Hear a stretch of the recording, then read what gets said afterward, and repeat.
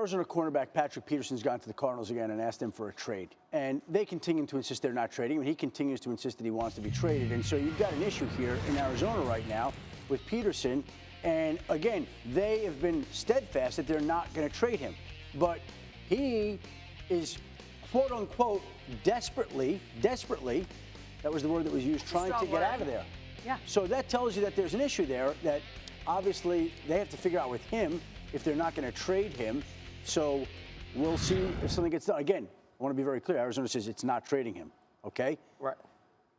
But he continues to ask. He wants out. Yeah, well, definitely when you're a guy like Patrick Peterson, who is in his prime and actually playing this year better than I've seen him in probably the last 4 or 5 years, you want to be on a team that's contending. But you know, Tim talked about it earlier on this season with Earl Thomas. These teams, they have the control. These contracts say that you belong to these teams until they feel like you don't. And so Patrick Peterson can go to the Arizona Cardinals as much as he wants to, but until they can find something that they feel is worth him, which I believe would have to be a ton, or it just feels like it's time for them to part ways, Patrick Peterson would be a part of this organization. Well, it's their prerogative to say noted. We know how you feel. We'll be in touch. I mean, that's all I gotta say. I think the interesting thing, and I think it kind of showed itself in the Seattle situation with Earl Thomas, and I think that, you know, in every situation is unique, but think about the guys that you're talking about. You're talking about guys, whether it's Earl or whether it's Patrick Peterson, guys that are leaders. They're like not just respected in their locker rooms, but around the league,